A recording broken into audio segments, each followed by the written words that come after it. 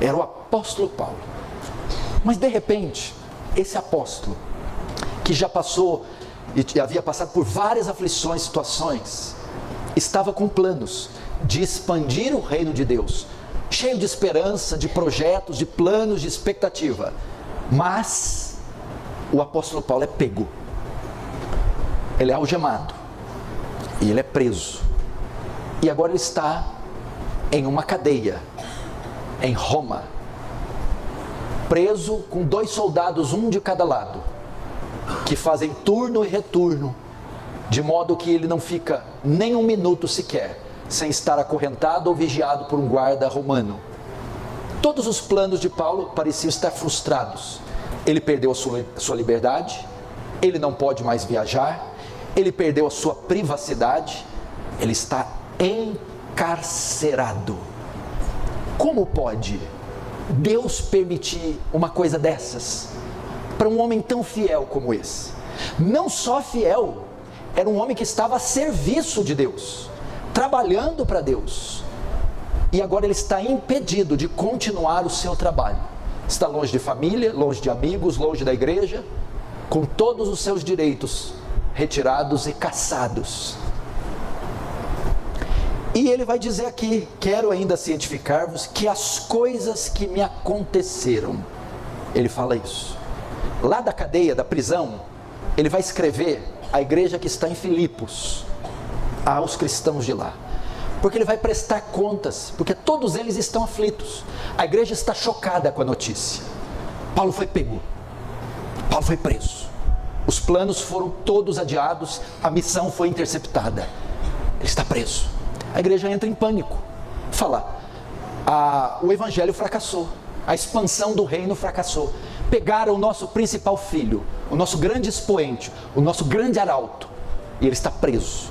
E ele vai escrever para prestar contas a eles, e para acalmá-los. E de tantas coisas que ele escreve, ele então explica por que pessoas santas, pessoas justas, pessoas fiéis, pessoas que estão a serviço de Deus, sofrem, passam por provações, contemplam tragédias, sofrem humilhações, privações, dessa forma. E eu quero compartilhar isso com você, porque pode ser que muitos estão com interrogações na cabeça. Por que eu casei com esse homem que só me faz sofrer? Por que eu estou ao lado de uma mulher que não tem nenhum apreço por Cristo e é um fardo para mim?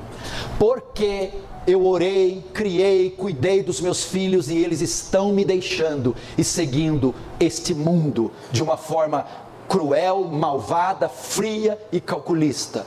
Por que eu não consigo ter uma vida financeira digna e sou uma vergonha para os familiares da minha mulher ou para os familiares meus próprios familiares e para a sociedade presente? Por que essas coisas acontecem? Por quê? O texto diz: quero ainda, irmãos, cientificar-vos que as coisas que me aconteceram. Pega essa frase. Imagine que alguém está voltando de uma estrada e sofre um acidente em alta velocidade, um capotamento. O carro está cheio de crianças, o marido está ao volante, é uma família cristã, mas aconteceu isso. O texto sugere que coisas acontecem conosco, coisas acontecem conosco, tragédias acontecem conosco,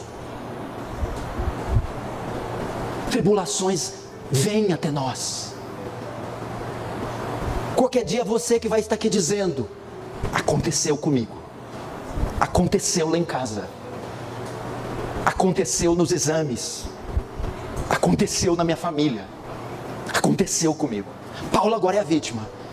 Aconteceu comigo, Filipenses. Fui pego, fui encarcerado, fui acometido de um mal. Essas coisas acontecem. E você está aí dizendo: comigo também. 3 anos atrás, quando eu fui mexer no celular dela, eu vi aquilo que eu temia, aconteceu comigo. Quando eu cheguei no quarto do menino para arrumar as gavetas, e abri a gaveta, eu vi um objeto lá que eu não esperava ver. Aconteceu comigo. Quando eu fui fazer um exame de rotina, para ver uma situação, o exame detectou outra situação grave. Aconteceu comigo. Por que acontece? Comigo, o nódulo, o câncer, com meu filho. Com meu filho não, com meu casamento. As coisas que me aconteceram, acontecem. Por quê? Veja só, vocês vão entender. Agora você imagina um soldado amarrado 12 horas com Paulo, e outro quê? 12 horas comigo? É muito tempo para eu evangelizar. Ele começou a evangelizar. E esses guardas começaram a se converter, e eram enviados para o palácio, para o coração do império, convertidos. De modo que no capítulo 4, verso 12, Paulo vai dizer: vos saúdo os da casa de César. O quê? Os da casa de César? Já tem gente da casa de César salvo? Sim. Mas como foi feito isso? Foi quando esses guardas, vigiando Paulo, foram por ele evangelizados e, através da evangelização, salvos. E começou a acontecer conversões em Roma. E alguns estudiosos dizem que todo o império começou a ser alcançado. Como? Através das coisas que me aconteceram. Você deseja muito ir a Roma, não deseja, Paulo? Desejo. Você deseja muito ganhar almas do mundo inteiro? Desejo. Você deseja muito que o evangelho se espalhe por todo o mundo? Desejo. Isso só pode acontecer se você entrar em Roma, não é? Pois então, agora você vai saber por que eu permiti que isso acontecesse com você, Paulo. Por quê? Porque essa era a única forma de você entrar em Roma, através de sofrimento, privação, humilhação, vergonha e tribulação. Talvez quando esse homem recebeu a sentença, ele nem sabia se ia estar vivo. Ele nem sabia se ia resistir à viagem de barco até Roma. Talvez ele por algum momento pudesse ficar com medo. Mas quando as coisas foram clareando, tomando forma, então ele foi entendendo. Esta é a palavra para você. As coisas que aconteceram com você, as coisas que sobrevieram sobre você, as coisas que você viu, as coisas que Deus permitiu você ouvir, as coisas que Deus permitiu você ver, os caminhos que você teve que passar para chegar até aqui, as coisas horrorosas, essas situações que aconteceram, têm contribuído para algum bem, para sua alma, para sua família, para o reino de Deus. Mesmo que você ainda não entenda,